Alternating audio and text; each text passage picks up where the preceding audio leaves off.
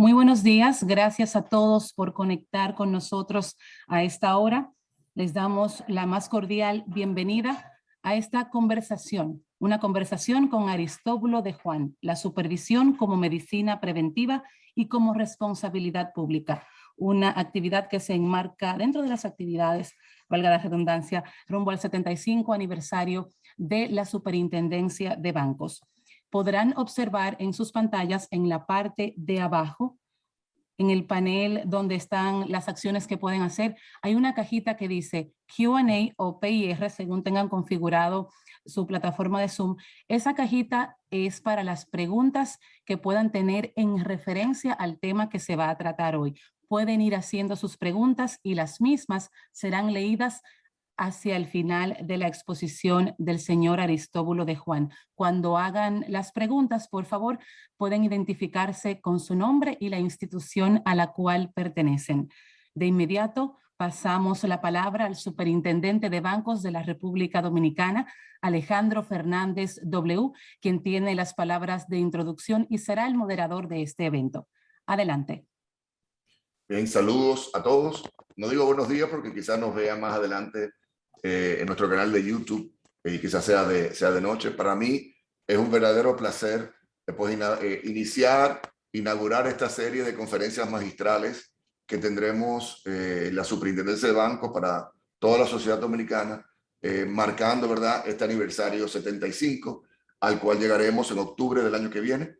La idea es que sea un ciclo de conferencias magistrales y estamos iniciando precisamente con alguien a quien le tengo una admiración absoluta, extraordinaria.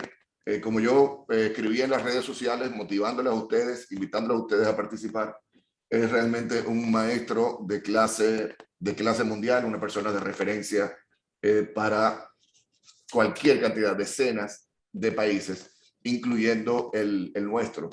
Antes de salir al aire me comentaba don Aristóbulo de que coincidiendo precisamente con el aniversario número 50 de la superintendencia, es decir, que ya, imagínense ustedes, 25 años atrás, él también había dictado una conferencia magistral. Brevemente presentar, porque hay que decir que voy a ser muy breve. Les invito y les motivo a todos a que procuren su último libro, son sus memorias de toda su vida, no solamente la parte profesional, sino también la parte personal, que realmente es extraordinario, y les motivo a que lo lean, pero compartirles algunas líneas acerca de la vida de don Aristóbulo de Juan, o don Aris, como también veo que le decían sus amigos.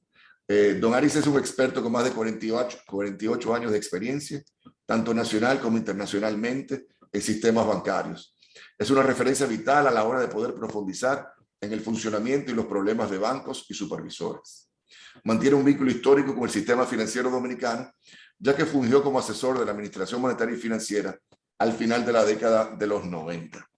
Tras ser director general del Banco Popular Español, le llevó a tratar la primera crisis española en la órbita del Banco de España, donde operó por 8 años, a trabajar 3 años en el Banco Mundial y a desarrollar su actividad como asesor de entidades nacionales e internacionales. Creo que fue ahí en el foro del Banco Mundial que él escribió un artículo, o no sé si fue un discurso sumamente famoso, acerca de los banqueros buenos y banqueros malos, que también si no lo conocen les invito, porque eso es, creo que uno de los artículos más citados en materia de supervisión y regulación bancaria. Desde hace 25 años ejerce como presidente de Aristóbulo de Juan y Asociados, despacho que ha desarrollado su actividad en 30 países y está especializado en temas relacionados con la banca, la supervisión y la resolución bancaria. Previamente ocupó el puesto de Senior Financial Advisor en el Banco Mundial en su sede en Washington, D.C. y en ese puesto asesoró a gobiernos de diferentes países en la reforma de sus sistemas financieros, así como los propios directivos del Banco Mundial que se ocupaban de proyectos. Anteriormente, había sido el primer secretario general del Fondo de Garantías de Depósitos en España, desde el que lideró la gestión de la crisis bancaria de los 80 en ese país. También fue director general del Banco de España, responsable, que como el superintendente de banco es parte integrada del Banco de España, allá, donde fue el responsable, el superintendente de 350 instituciones financieras y lideró una profunda reforma de la normativa y los mecanismos de supervisión. Lo digo con sinceridad, tenemos un maestro con nosotros y un maestro que además de eso, extraordinariamente generoso, porque ha brindado su tiempo y este espacio que vamos a compartir con él de manera honorífica, la cual también nosotros le agradecemos. Vamos entonces a escuchar por unos 30, 35 minutos. Pueden ir haciendo sus preguntas. Yo las estaré luego filtrando y compartiéndolas en nuestro conversatorio con don Aristóbulo. Así que, don Aris, le cedo la palabra y la audiencia, ya somos en línea unas 165 personas. La audiencia es suya, don Aristóbulo. Muy bien. Quiero decir en primer lugar que estoy muy contento de participar en este evento que se celebrará el año próximo. Es para mí un honor precisamente participar en él. Después, sobre todo, de que hace casi 20 años que no he puesto los pies en la República Dominicana, o sea que se acuerdan de mí. Buena cosa. La superintendencia va a cumplir 75 años. Yo he cumplido unos pocos más. Pero la mitad de mi vida, exactamente, la he dedicado a la supervisión bancaria. Algo debe habérseme pegado, digo yo. Muy bien, les voy a hacer una síntesis. Claro, en 30 o 40 minutos solo puedo hacer una síntesis, pero la sustancia de todo lo que he aprendido. No sé si se aplica en estos momentos a la República Dominicana, pero ustedes mismos podrán juzgar. En todo caso, yo creo que tiene valor general. Mi presentación se va a dividir en 4 partes. Una es mis criterios generales sobre los sistemas financieros, lo que yo llamo mis manías. Mis manías porque estoy tan convencido de lo que digo que están casi como grabadas en piedra. Después, ¿cuáles son las características principales en las que se manifiesta el mal manejo de las entidades bancarias? A continuación, si hay mal manejo, se necesita un marco regulatorio. ¿Cuáles son los pilares del marco regulatorio? Y luego unos comentarios sobre las corrientes actuales internacionales en supervisión, que no sé si ya han contagiado digo, a la República Dominicana, pero que probablemente acabarán contagiando. Muy bien, ese va a ser mi disposición. ¿Cuáles son mis manías? Mis manías, no me atrevo a llamarle axiomas, pero a lo mejor sí. Primero, las condiciones económicas, las macroeconómicas, claro que causan problemas a la economía y a los bancos, pero no son la causa más importante, históricamente hablando, no son la causa más importante de las crisis. Pueden causar problemas, pero la causa principal de las crisis es el mal manejo de los bancos y la supervisión ineficiente. De eso voy a hablar. Segundo, los bancos con buena salud son transparentes, suelen ser transparentes, pueden ser transparentes. Los que tienen problemas serios los ocultan. Podría decir brutalmente, mienten. Se podría decir al revés también. Si mienten es que tienen problemas. Es un consejo a los supervisores. Tercero, el exceso de liquidez no es bueno. Yo lo llamo el opio del banquero, porque el banquero se emborracha y pierde el sentido del riesgo. Y si pierde el sentido del riesgo, malo. Es el camino hacia la perdición. En cuarto lugar, recuerdo cuando yo llegué a Washington un almuerzo de la Plana Mayor con el que era entonces el presidente del Fondo de Garantía Americano, del FDIC. Le preguntó a alguien desde su atalaya cuál es el indicio de que va a haber una crisis en un banco. Y dijo, el crecimiento rápido. Mensaje transmitido. Y la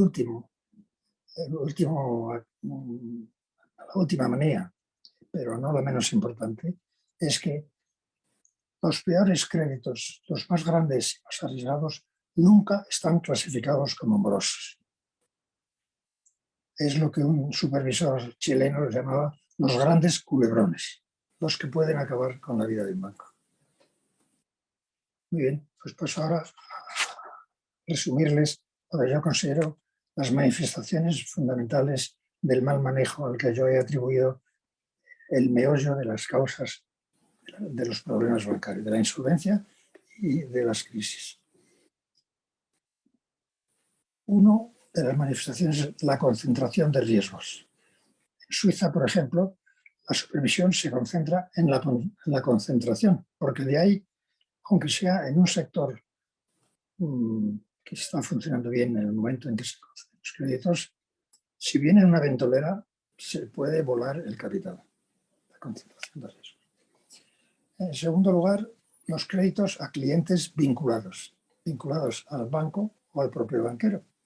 Suelen tener un trato de favor y, desde luego, por respeto indebido, nunca se les clasifica como morosos ni se les exigen medidas correctivas.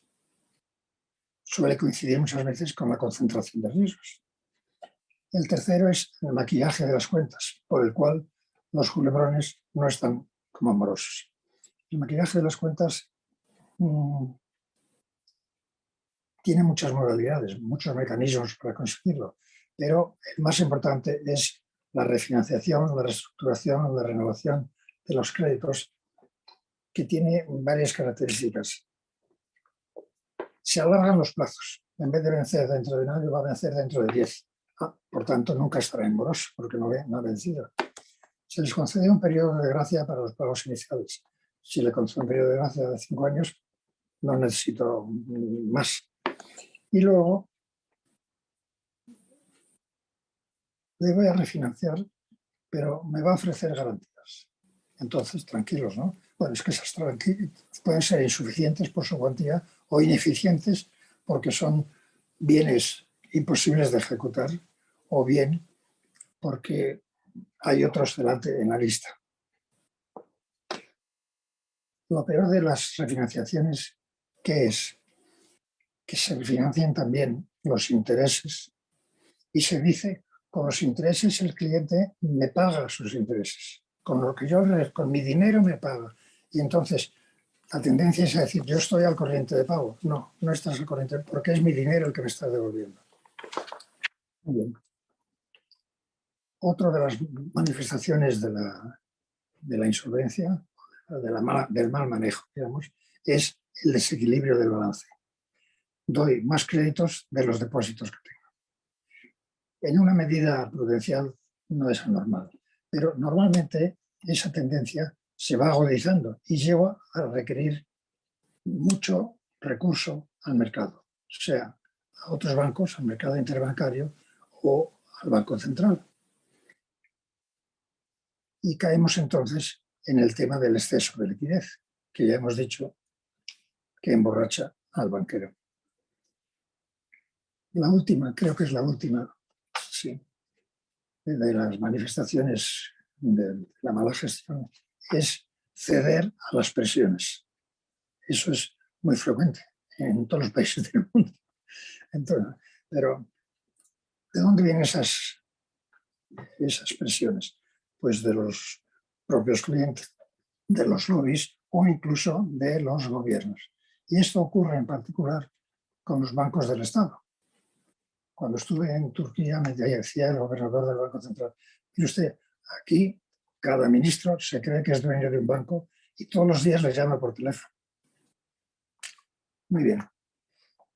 Por todo lo dicho, les parecerá evidente, a mí me lo parece, que es indispensable un marco regulatorio eficaz. Un marco regulatorio, ¿por qué? ¿Por qué necesita un marco regulatorio, inspecciones, medidas correctivas? Porque lo que está en juego es el dinero de los demás. Los banqueros dan créditos con dinero que no es suyo, sino de los demás, y hay que protegerlo de alguna manera. No es una intrusión, es un deber público. También tiene por objeto asegurar el sistema de pagos, que el dinero fluya como debe fluir. También la buena asignación de recursos. En una economía, alguien me decía, no, la inflación lo cura todo. Sí, pero la inflación permite que sigas concentrando los riesgos en los mismos clientes. Aquella frase que decía, los malos rockeros nunca mueren, pues los malos clientes nunca mueren. También se trata de evitar que si abordas un tema demasiado tarde, se puede producir un efecto dominó que afecta no solo a la banca, sino a la economía y al empleo. Y eso es muy serio y cuesta mucho dinero. Por tanto, insisto lo que decía mi título, la supervisión es una responsabilidad pública. El supervisor no debe considerarse un funcionario más que tiene su carrera asegurada e irá ascendiendo poco a poco. No, tiene que tener el espíritu de un verdadero servidor público. Su responsabilidad es pública. ¿Cuáles son los pilares del marco regulatorio? Pues uno es la regulación, las normas, por ley o por normativa de menor nivel, que yo llamo, establece las reglas del juego para los banqueros y también para los propios supervisores. No dejes de hacer eso, pero no te pases tampoco. Segundo, la verificación, por la vía normalmente de la inspección, no de los análisis, de la inspección. Porque si analizas datos malos, como dicen los informáticos, garbage in, garbage out. Si entra basura, sale basura. Y en tercer lugar, las medidas correctivas. Voy a detenerme un poco, no muy detenidamente, pero sí la síntesis de en qué consisten los pilares de cada una de estas partes de la supervisión. La regulación.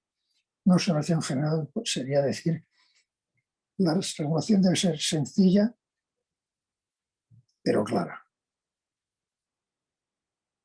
¿Por qué? Porque cuanto más compleja y barroca sea, más agujeros deja para que se escapen los gatos.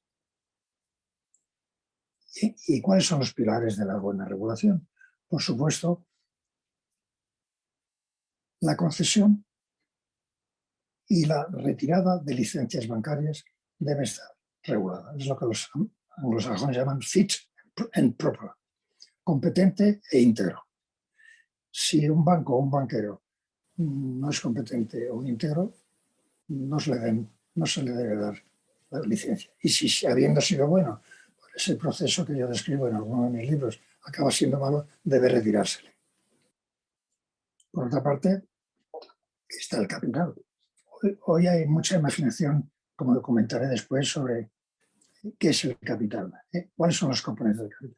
Para mí, tradicionalmente, la única manera de detectar los problemas de solvencia reales es el patrimonio neto, el activo menos el pasivo. Así de sencillo. Pero no cualquier activo y cualquier pasivo. El activo real, ajustado a su valor real, y el pasivo exigible. Ese es el capital que debe tenerse en cuenta, cualquiera que sea la normativa, que los inspectores tengan en cuenta que ese es el termómetro de la insolvencia. Y la verificación, pues es el meollo de la medicina preventiva. Si no, la información no es fiable por muchos análisis que hagas de esa información. ¿Y quién debe hacer esa verificación? En primer lugar, la auditoría interna de las entidades. Lo que ocurre es que no siempre ocurre eso. A veces, por las razones que sea, una de ellas puede ser que desde arriba, desde la cúpula de la entidad, le dice, oye, no seas así de duro. Por tanto, si no es suficiente la auditoría interna, ahí llega la inspección. La inspección de la superintendencia, que no son solo sobre el cumplimiento de las normas, sino sobre la calidad de los activos fundamentalmente. Puede haber malas normas, pero si hay una buena verificación, se puede funcionar bastante bien. A mí me tocó hacer eso, vivir con malas normas y ejercitar una función eficaz durante 2 o 3 años. Se pasa muy mal, pero es posible. Una anécdota, con perdón, pero el responsable de la Reserva Federal en los Estados Unidos me dijo una vez, con quien yo otra vez buena amistad, me dijo, mira, Aristóbulo, no es lo mismo decir a tus hijos a las 11 en casa que abrir la puerta de su cuarto a las 11:30 y ver si están. Esa es la diferencia entre la norma y la verificación. Luego, por tanto, la inspección, ¿cómo debe funcionar? Mirando sobre todo la valoración de los activos, si son créditos en función de la capacidad de pago, no la morosidad, va mucho más de la morosidad, como lo contaré, y al mismo tiempo hacerlo carpeta por carpeta. El mismo supervisor americano me decía, yo no concibo una supervisión que no sea file by file, carpeta por carpeta. Es que es mucho y es muy costoso. No, para eso se ha inventado hace mucho el muestreo. Los grandes y medianos hay que verlos, los pequeños se muestrean, pero los grandes no se muestrean. Y los auditores, pues los auditores pueden tener una función fundamental como acompañamiento del supervisor. Existe lo que se llama el principio de los 4 ojos. 4 ojos ven más que 2, pero no siempre es así, porque la normativa de los auditores les permite hacer unas auditorías nada incisivas, que no miran ni siquiera los activos. En España, hace 3 o 4 años, se da un caso muy llamativo de un banco, el Banco Popular, en el que yo había trabajado muchos años antes, que fue intervenido como banco quebrado y liquidado, resuelto, como se dice ahora. ¿Qué había pasado? Uno de los 4 grandes auditores había estado auditando 34 años el mismo banco con informe limpio. Y al final resultó que había perdido 12.000 millones de euros. Pues no se explica muy bien. Yo creo que, además de eso, los que leemos prensa internacional o nacional, vemos con frecuencia noticias relativas a grandes quiebras de bancos o de otras entidades que han sido auditadas durante muchos años por algunos de los 4 grandes. No quiere decir que todos sean así, ni todas las auditorías sean así, pero eso ocurre. Parece necesario una reconfiguración de la normativa que rige las auditorías, porque si no, no, esa no es mi función. Bueno, yo creo que sí que es tu función, porque si no, ¿cómo puedes decir en tu informe que las cifras representan fielmente la realidad de la entidad? Pues no puedes decirlo, si no lo miras. ¿Y cuáles son las medidas correctivas? Pues deben ser tales que permitan conseguir un buen nivel de capital, una buena política de créditos, que es el meollo de la banca, y el control de las carteras, y una buena transparencia. ¿Cuál es el abanico, el arsenal de que debe disponer por norma una superintendencia? Pues las multas al banco, incluso al banquero. Pero ¿qué ocurre? Que las multas son el resultado de un expediente que tarda 4 o 5 años y ya no se acuerda nadie. Y luego suelen ser limitadas. Y también ocurre que cuando la multa va dirigida al banquero, quien la paga es el banco. En segundo lugar, las exigencias prudenciales, que se llaman. Perdón, voy a ver un poquito de agua. Debes valorar los activos y cubrir las pérdidas posibles con provisiones. Y luego tener un nivel de capital. En la acepción que yo digo. Están la intervención. Si las cosas van mal, pues tengo que intervenir el banco. Entonces, cambio la junta directiva y nombro gente competente que pueda llevar temporalmente, porque la intervención no puede ser de duración indefinida. Bien, luego, si la intervención resulta que descubre que los problemas son muy serios, viene la gran opción. Cerramos el banco o lo rescatamos. El cierre, a primera vista, teóricamente, es la medida obvia. Pero ¿qué ocurre? Que como hay tantas relaciones entre unos bancos y otros, y además el miedo es libre, puede tenerse miedo al efecto dominó. Sobre todo cuando se tratan bancos grandes, como el que ha descrito hace un momento el superintendente. Porque too big to fail. Ningún banco es demasiado grande para quebrar. Lo que es, yo lo llamo too big to be closed, demasiado grande para ser cerrado, para atreverse uno a cerrarlo. Y entonces esas circunstancias hacen que los grandes bancos sean un problema grande, puedan ser un problema grande. Si no cierro, por tanto, el rescate.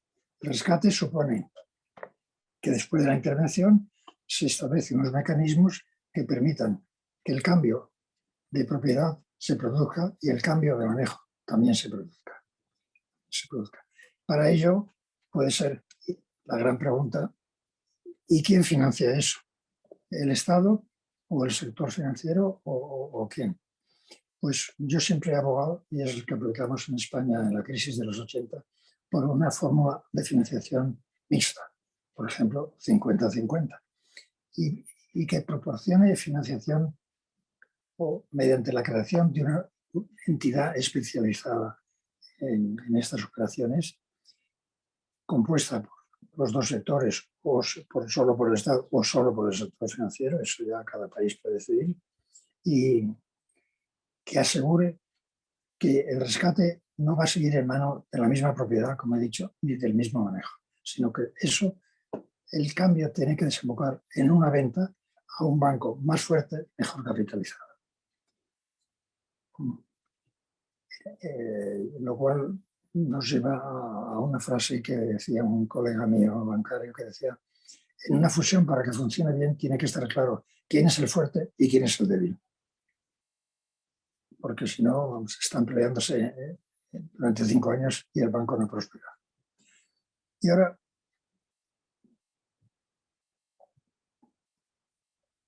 como final de la exposición de las medidas correctivas, les voy a contar un modelo que yo he creado para mi propio gobierno, para mi propia reflexión, que puede ser un poco exagerado, pero que es verdad. Cuando un banco tiene problemas de verdad, el banquero, si no es un banquero, no lo desvela. Lo más que dice: pues he perdido la mitad del capital, lo cual es una luz de alerta para el superintendente. Y entonces dice: pues los auditores, mirar a ver qué pasa. Bueno, los auditores, ya he dicho sus características, pues a lo mejor descubren, sin embargo, que las pérdidas no son las que ha declarado el banquero, sino multiplicadas por 2. Y entonces el superintendente se alarma todavía más. Ya no es la mitad del capital, sino es multiplicado por 2. Dice: mandemos los inspectores. Y los inspectores hacen bien su trabajo, no tan bien su trabajo. Mi elogio de las supervisiones que deben hacer bien, seguro que lo hacen. Y lo que descubren son pérdidas que multiplican por 2 las que han detectado los auditores. Multiplica por 2 primero, multiplica por 2 de nuevo. Y entonces, bueno, esto es muy alarmante, hay que intervenir el banco. Y los interventores, que ya tienen acceso a los cajones y a los interrogatorios un poquito más duros, pues descubren que las pérdidas existentes realmente es el doble de las que han identificado los inspectores. Entonces, el banco se rescata, se pone a la venta, y los compradores, naturalmente, pues quieren hacer su due diligence, la debida diligencia, e identifican pérdidas que son el doble de las que dijeron los interventores. Es lo que llamo el principio de: mire usted, multiplica por 2, en 4 o 5 escalones sucesivos. Todo esto no ocurriría si hubiera una buena supervisión, porque entonces se atajan los problemas muy al principio y los traumas y los costes son mucho menores. ¿Y cuál es el panorama internacional en grandes brochazos? Pues yo diría que desde los años 70 del pasado siglo prevaleció durante muchos años el principio de la desregulación, promovido por una política liberal según la cual los bancos deberían autocontrolarse. Bueno, es ideal, es un ideal. Como todo lo ideal, hay que compararlo con las consecuencias que son. Las consecuencias fueron la crisis de los 80, en los que Estados Unidos tuvo una crisis bancaria fenomenal, y todos los países latinoamericanos también, en los países de Europa también ocurrió. Entonces, se hizo evidente que la libertad no podía ser ilimitada, sino que debía funcionar en un marco regulado. Entró en escena el Comité de Basilea, el Comité de Supervisores de Basilea, que en el año 86 propuso, a título de recomendación y destinado a los bancos internacionales, propuso unos niveles de capital exigibles como mínimo en relación con los activos. Pero ¿qué problemas tienen? Tenía, primero, que fueron solo recomendaciones. Lógicamente, el Comité de Basilea no puede emitir normas, sino recomendaciones. Y segundo, que era destinado a los bancos internacionales. De hecho, la mayoría de los países poco a poco se fueron permeando de ese nuevo concepto del marco regulatorio, aunque resultó no muy eficaz. Posteriormente vendría Basilea II, Basilea III, y yo preveo que lleguemos a la Basilea 7 o 8 algún día. También emitió y fue objeto de supervisión, como si fuera la Biblia, ya no más, los 25 principios básicos de una buena supervisión. Esos principios, el Banco Mundial, el Fondo Monetario, los iban contrastando en la realidad de cada país y emitían su informe. Pero tenían dos grandes problemas. Primero, no eran obligatorios, lógicamente, pero también tenían grandes lagunas. A mí me tocó hacer esa revisión de algunos países y me vi desgraciadamente sorprendido porque omitían los temas de la insolvencia y de los rescates. No existían. Y si lo mencionabas, eras un heterodoxo, un visionario. En los años 2000 se produce la nueva gran crisis, la que hemos sufrido, yo creo que todo el mundo, a partir del año 2007 de liquidez y 2008 de identificación de la solvencia. Fue los tiempos de las hipotecas subprime, de la titulación de esas hipotecas malas en paquetes que incluían las buenas, las regulares y las malas, pero que evidentemente no valían, pero que permitían a los bancos segregar de su balance esas operaciones, que no era segregación real. Pero la crisis se produjo en un contexto de un sector inmobiliario que había sufrido un boom tremendo y entonces a los primeros impagos estalló el sistema internacional. Todos los países tomaron medidas, todos, unas más acertadas, otras menos acertadas, unas más eficaces, otras menos eficaces. En todo caso, mejora hubo, pero han subsistido muchas vulnerabilidades preocupantes en algunos países, en algunos sectores o por lo menos en algunos bancos. ¿Cuál fue los instrumentos que los gobiernos inventaron para atajar esa situación? Pues el más importante fue la inyección de grandes masas de liquidez a partir del año 2010 con motivo de la crisis de Grecia, que no se podía borrar el país del mapa, como hubiera ocurrido de otras maneras. A corto plazo fue eficaz. Lo malo es que se mantienen 11 años después un volumen creciente que hace que los balances de los bancos centrales en el mundo se hayan multiplicado por 10, mientras las economías se han multiplicado por 2. El peligro es evidente. Y en materia de supervisión, ¿cómo se abordó esta segunda etapa de la vulnerabilidad de los sistemas? Pues se abordó esgrimiendo como grandes prioridades las siguientes. Primero, lo que importa es el presente, ¿no? Lo que importa no es el presente, sino el futuro, con lo cual era la patada hacia adelante. En mi opinión, aquí voy a ser muy crítico y me expreso con franqueza, como siempre he hecho. Otra es la información, no hace falta inspeccionarla, verificarla. Para eso están los modelos que nos los van a elaborar los propios banqueros, y un modelo elaborado por los propios banqueros cuando el banquero es bueno, pues vale, cuando el banquero es malo, no vale. Muy bien. Y además, la clave no es la verificación, sino es la buena gobernanza de los bancos. Si van bien, si están bien manejados, pues no hace falta inspeccionarlos. Y además lo que preocupa es el futuro, no el presente. Yo me inventé en su día una anécdota que era: van dos cazadores por el campo, cazando perdices. Y entonces, con la escopeta, y ven de repente el brocal de un pozo, con una polea y una soga. Andan a un pozo, se acercan al pozo y ven a una persona de agua baja que está diciendo: socorro, socorro. Y le dice uno al otro: échale la cuerda y sácalo. Dice: no, no te preocupes, vamos a llamar al boletín meteorológico, porque si llueve, él solo se va a salvar. Si llueve, los dos. Esos son los stress test. Muy bien. Entonces, si lo que importa es el futuro y la gobernanza, lo que estamos dando prioridad es a la estabilidad sobre el fortalecimiento del sistema.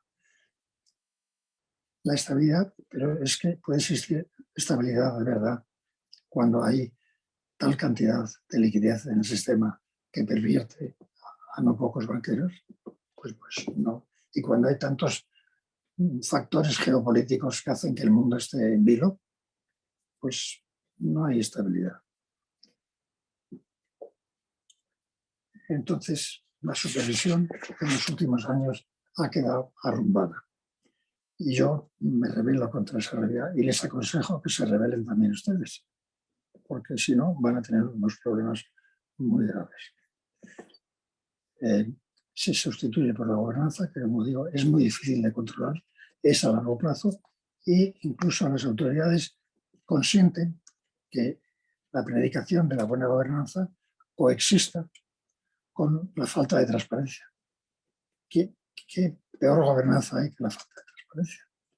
Pues para mí ese principio, que es bueno en sí, claro que hay que mejorar la gobernanza, pero ¿sirve de algo si no hay inspección?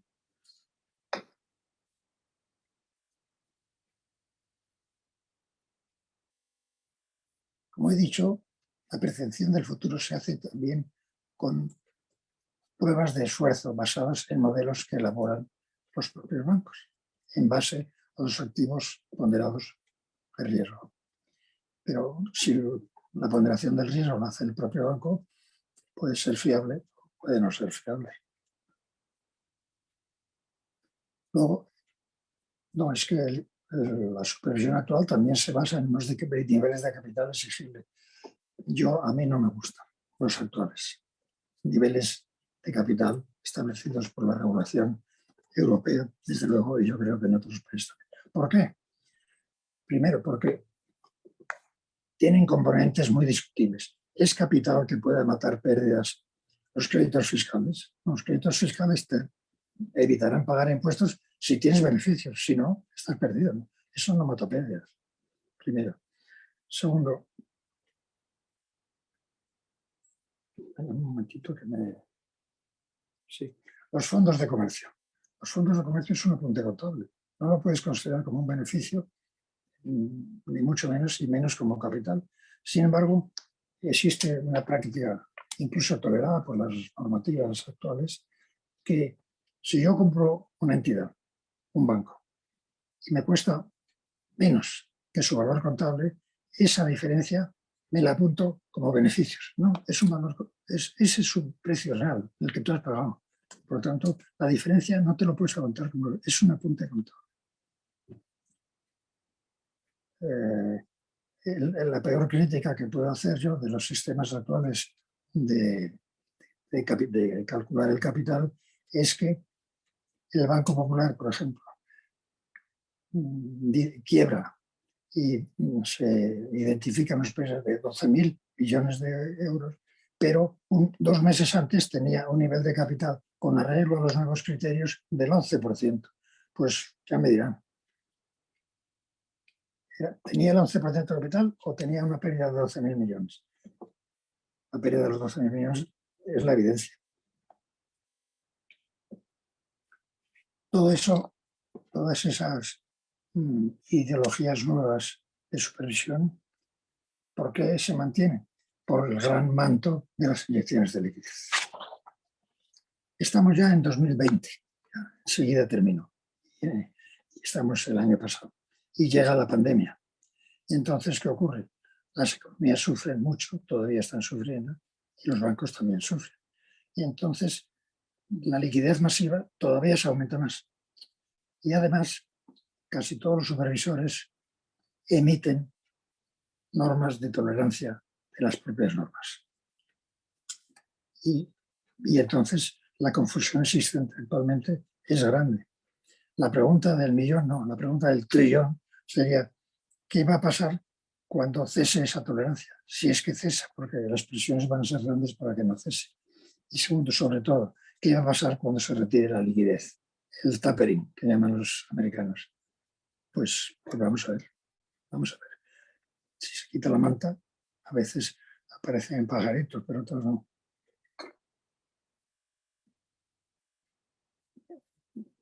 No quiero ser pesimista, pero yo nubarrones en 4 o 5 años los veo. Los vislumbro, no los veo. Los imagino. Y no les canso más. Voy a terminar la intervención con un axioma, ahí sí lo llamo axioma, que encontré yo visitando la Catedral de León en España, en la Basílica de San Isidoro. Había varias lápidas, varias losas en las cuales San Isidoro había grabado una serie de cosas en las que él creía. Y una de ellas, que a mí me hizo mucha impresión, decía: sin los números pereceréis, sin los números moriréis, los números pereceréis. Imagino yo que se refería a los números reales, que reflejaban la realidad, y no a otros. Nada más. Muchas gracias. Excelente. Muchísimas gracias, Aristóbulo. La verdad que cada uno, tú no estás en el mundo de Twitter o de las redes sociales, pero cada una de tus oraciones o tus pensamientos creo que aguantaba un tweet de por sí, porque realmente es como pedacitos de sabiduría que te agradecemos y te reconocemos. Por cierto, hablando de eso, y esto es aquí le decimos cuña gratis, este es el libro al cual me refería, estas son las memorias de Aristóbulo, salió este año, creo que fue 2021, ¿no, Aris? El mes de mayo. Sí, y se llama De bancos, banqueros y supervisores. 50 años desde la trinchera. Eso es. No son mis memorias personales, son solo las profesionales. Las profesionales. Pero igual hay muchas anécdotas personales tuyas que aprendí de ti, que yo desconocía y me parecieron interesantísimas. ¿Cómo acabo yo de embarcar en la banca? Exactamente. Tiene un tratamiento personal. Claro. Exactamente. En cuanto a eso, te quería comentar una primera pregunta que nos hace alguien de forma anónima, pero que me parece válida. Y es, ¿qué es un banquero bueno? ¿Qué es un banquero malo? Y aquí lo quiero poner en el contexto de que tú fuiste banquero. Además de ser, obviamente, un Uber, supervisor y regulador, te iniciaste también como banquero en la banca privada de tu país, también en la banca estatal. Entonces, un poco viendo hacia atrás, ¿qué es un banquero bueno? ¿Qué es un banquero malo? Lo digo también porque tenemos casi 300 personas viéndonos y muchos de ellos, te adelanto, no son supervisores, son banqueros, incluyendo los principales líderes de los gremios bancarios en nuestro país. Y quisiera que tú le compartas eso, sobre todo pensando en las nuevas generaciones que nos están escuchando. Y yo agregaría a esa pregunta, tú hablabas como que un supervisor no es cualquier supervisor, sino que debe asumir su reto como un verdadero servidor público. Ya aquí pensando en mi audiencia aquí en la Superintendencia de Bancos, un mensaje, digamos, ya más directo en cuanto a la parte, digamos, de la formación, de la vocación, del enfoque que debe tener también el supervisor, como le dices, como verdadero servidor público. Pero primero con los banqueros, si quieres. Bien, vamos a ver, es difícil definir qué es un banquero bueno, pero creo que un banquero bueno debe velar por sus 3 familias. ¿Cuáles son sus 3 familias? Los accionistas, los clientes de activo y los depositantes. Y para velar, el mejor arma es una buena política de crédito y una transparencia. Si no hay buena política de crédito, surgen los problemas. Si no hay transparencia, la política de crédito mala no aflora. Tanto, esos 2 principios son fundamentales. Hay otros muchos, pero es una política buena de personal asociado, fidelidad. Bien. Los malos, pues es lo contrario. Los que dan malos créditos y ocultan la realidad.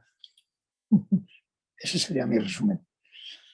El servicio público, yo he visto en no pocos países que el inspector, el funcionario de la superintendencia, dice: no, yo no me meto en problemas. Yo no me meto en problemas porque me van a crear problemas. Yo tengo mi vida asegurada, mis ascensos por escalafón van a ir sucediéndose y santas pascuas. Todos contentos. No es así, porque si ese escalón de mi principio multiplica por 2, multiplica este por 2, no se produciría si la supervisión fuera buena. No se produciría y entonces se ahorraría el primer múltiplo por 2, el segundo, el tercero, el cuarto, y se ahorraría muchos traumas para la sociedad económica, para el empleo y para el erario público. Por tanto, es una responsabilidad, no es un trabajo. Tú dirías que entre los valores de un buen supervisor debe estar, digamos, ese sentido de compromiso, también, digamos, de independencia. ¿Qué otros valores tú crees que deberían adornar a un buen supervisor bancario? En primer lugar, la competencia, estar bien formado y saber de qué está hablando. Luego, la honradez, claro, no dejarse influir ni por las buenas ni por las malas. La independencia es muy importante. Y segundo, un poco el valor. Hay que ser aguerrido para decir la verdad. Así mismo es. Fidel Geldés nos escribe, lo conozco de las redes sociales.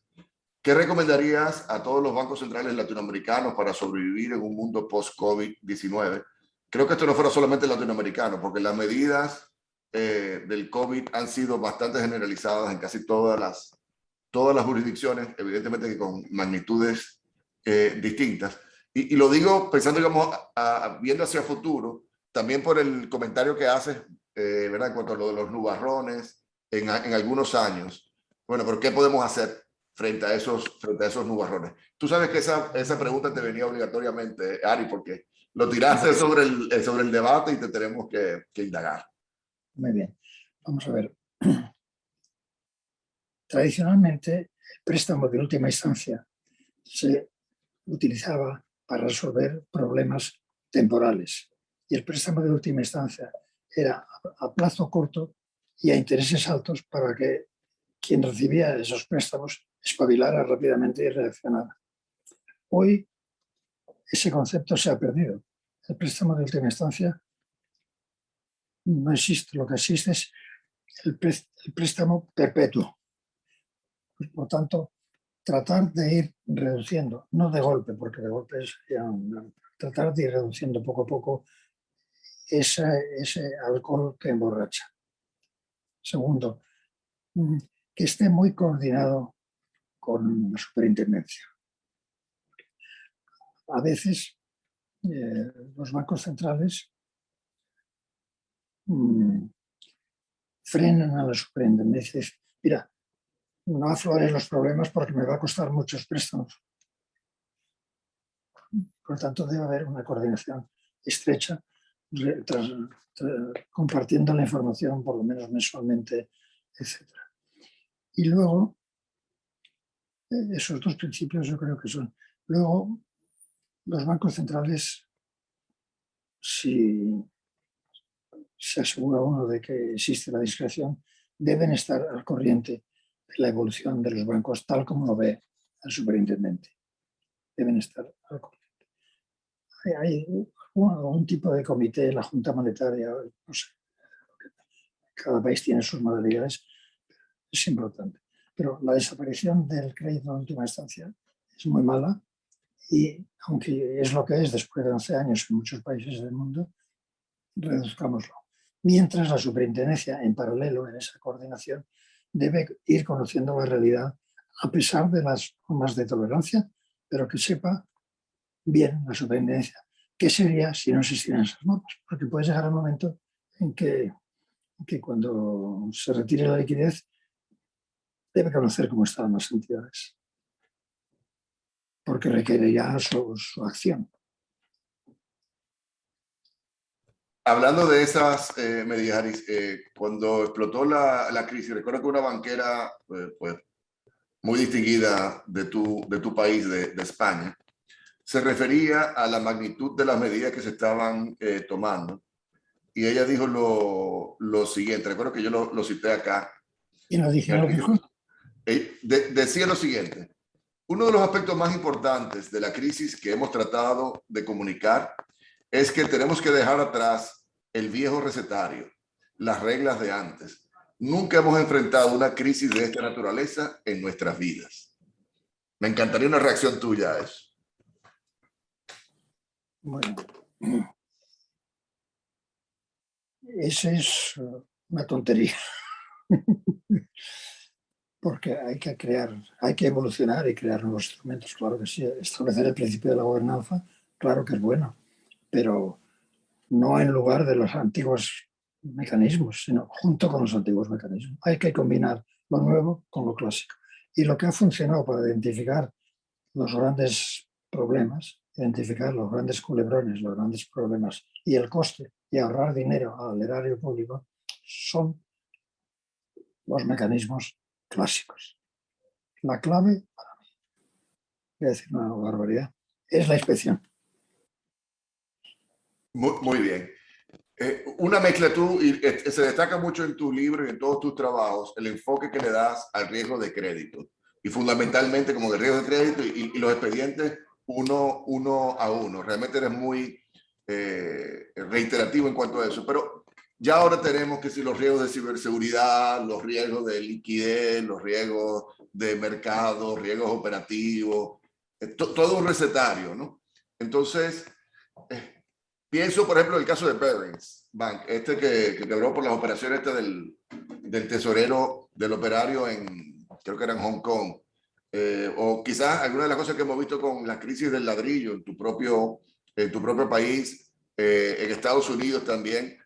Hubo elementos de los riesgos de liquidez muy importantes. O sea, y los problemas no fue por préstamos de expediente a expediente, sino esta gran masa de activos, de préstamos que se empaquetaron y se vendían, etcétera.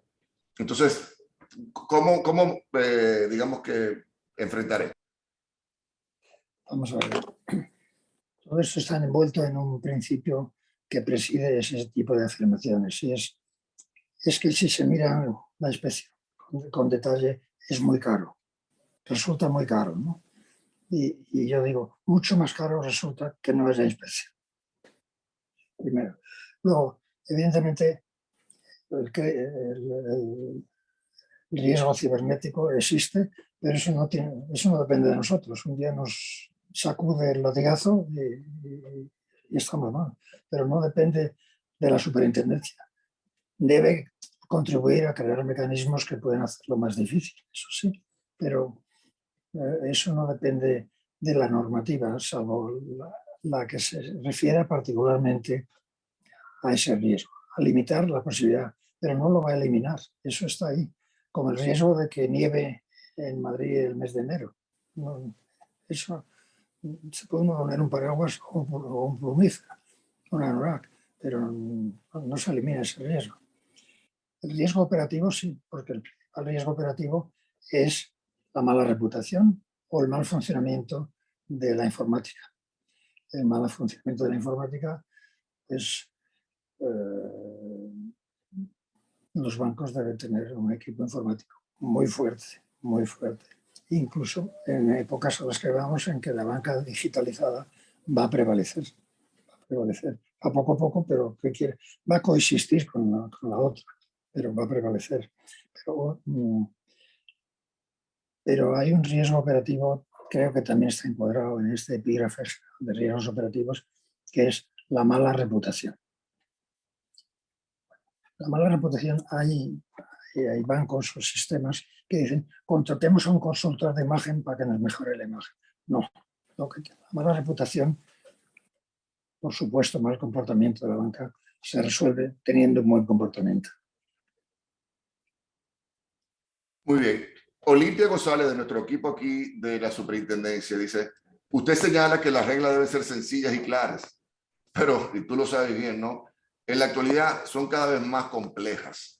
No sé, Basilea, cuántas cientos de páginas es que tiene el compendio y también las mismas normas que también nosotros a veces vamos sacando. Y yo aquí también reconozco hasta mi propia limitación, porque cuando yo trabajé en la banca fue en los años 90, y la realidad es que el escenario, en el enfoque ya sí era puramente crédito, pero ya ahora se va complejizando de una forma que a veces uno termina teniendo como una caja negra, y que es todo un esfuerzo intelectual, casi que académico, el poder penetrar estas cajas negras, ¿no? Y debo decir que aparte a veces los supervisores, los reguladores, tenemos responsabilidad por la misma complejidad que le metimos a las medidas. ¿Tu reacción, Aris?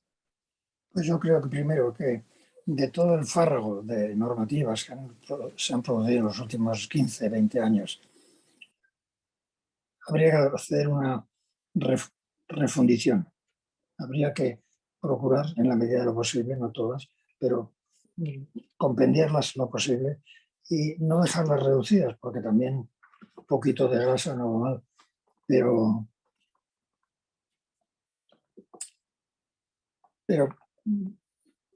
basarlas, la simplicidad, pero la concreción, basarlas en el capital medido por patrimonio y en la valoración de los activos por su capacidad de repago y no por la morosidad, no por la situación jurídica, sino por la realidad, o si es un activo que no es un crédito, por el valor de mercado. Y en caso de que no sea el que aparece en los estados contables, obligación sencilla pero fuerte de provisiones. El 25, el 50, el 75, un periodo de preaviso antes de todo, los 90 días, los 100 días. Esas deben ser muy sencillas pero muy rigurosas. Lo demás, yo los llamo que crean gateras por donde se cuelgan los gatos. Disminuirlo, tenerlo en cuenta para el futuro. Que respecto al pasado, si se repasara a algunos buenos juristas la normativa y se pudieran consolidar emitiendo normas, sean de nivel ley o nivel regulación, menos complejas, menos problemas tendríamos. Muy bien. Aris, dos últimas preguntas. Una de ellas es mía.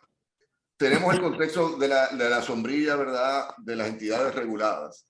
Pero como bien sabes, también está todo este mundo que viene del lado de las fintechs, del uso de la tecnología para proveer servicios financieros, a veces no necesariamente de intermediación, pero sí de otro tipo, de crédito. A veces también sí mezclan otro tipo de actividades más allá de la crediticia, que en definitiva están muy pobremente reguladas, si acaso, pero mientras tanto nosotros en la superintendencia o en los bancos centrales, pues presionando a nuestras entidades, digamos, bajo nuestra responsabilidad.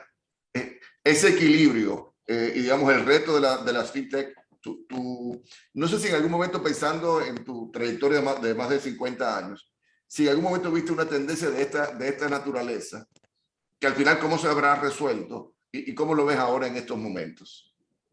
Bueno, yo creo que hablamos, por ejemplo, de la banca en la sombra, ¿no? La banca, bueno, Correctamente. Es un fenómeno creciente que, como tú bien dices, o usted bien dice, no está regulado. Pero, ¿de qué se alimenta la banca en la sombra? De dinero que toma. ¿Y de dónde lo toma? De intermediarios. En última instancia, ¿de dónde lo toma? Del público. En última instancia. Al final sigue prevaleciendo el criterio del dinero de los demás, aunque no está identificado de dónde procede el dinero. Por tanto, está muy justificado un intento de regulación presente o creciente. No quiere decir que de repente haya que ponerles una coraza de rigor, etcétera, pero gradualmente sí, porque va tomando un tamaño muy importante. El origen de los fondos es incierto y por tanto puede ser volátil también, y en última instancia siempre será el dinero, el mío, el de usted, el de los demás, porque habrá bancos de inversión, habrá los bancos en la sombra, la banca en la sombra, pero al final el problema es que estas entidades pueden ser muy volátiles y por tanto es un riesgo. Y tanto más que estas entidades acaban tomando mucho poder en las economías y lo usan bien o lo usan menos bien. Bien. Bueno, los dominicanos usamos una expresión, que hay una ñapa Una ñapa es como que un extra antes de concluir. Te tenía una última pregunta, pero antes, mi directora de protección al usuario, tú sabes que aquí en la Superintendencia de Bancos, bajo la ley del 2002, además de la responsabilidad prudencial en materia de supervisión y regulación, también tenemos un mandato de protección al consumidor financiero. Y ella, o sea, un poco lo que tú has visto en cuanto a esto en tu dilatada carrera, pregunta Juliana, ¿cómo enmarca la protección de los derechos del consumidor financiero en el ejercicio de la supervisión bancaria desde tu perspectiva? Y luego te haré una última pregunta.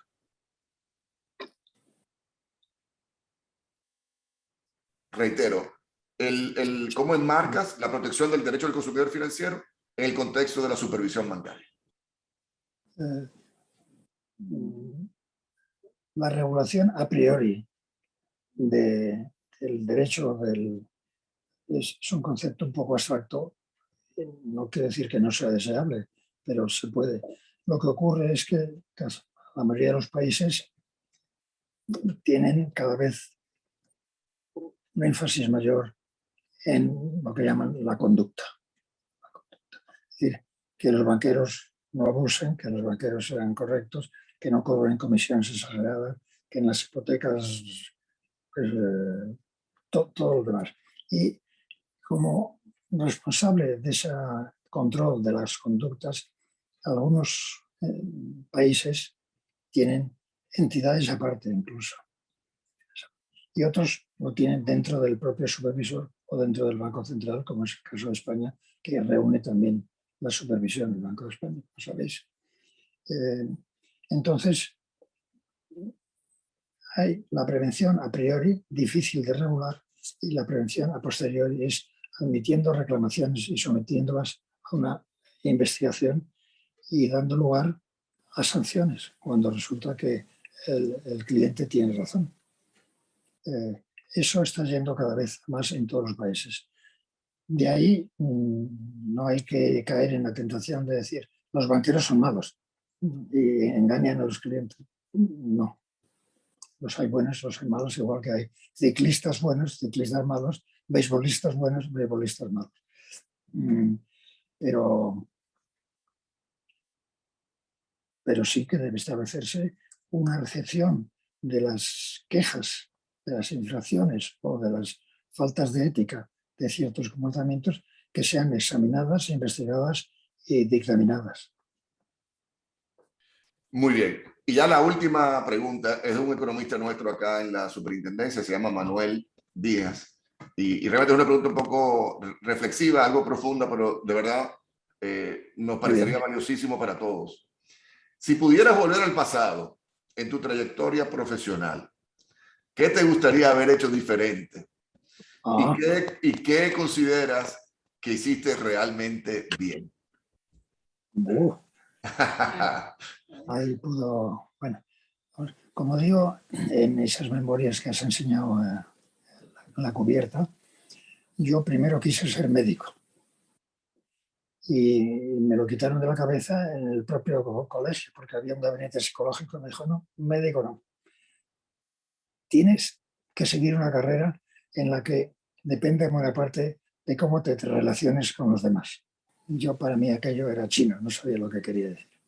Bueno, después quise ser arqueólogo, porque me apasionaba el origen del hombre, el origen de las ciudades, el origen de las civilizaciones, la transferencia de sabidurías de unas a otras. Y alguien me dice, tú dices que te gustaría ser arqueólogo, pero ¿te gustaría vivir como un arqueólogo en el campo con un pico y un cepillo? Y dice, pues no.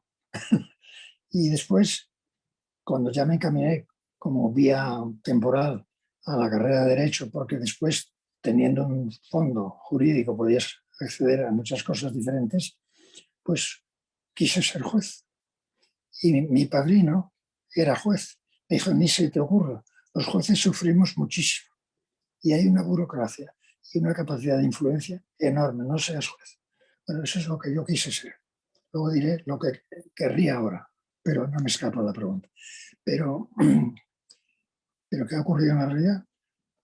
Que he sido médico de bancos, he sido arqueólogo de ruinas de bancos y he sido juez porque muchas de las decisiones que han tomado la superioridad, la superintendencia del Banco de España, pues se ha basado en mis juicios.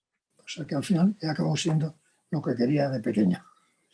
Hoy día, pues a mí la profesión en la que caí por casualidad me gusta mucho.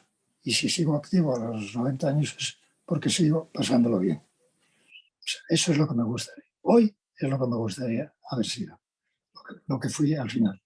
Al final, con la estupenda contribución del azar.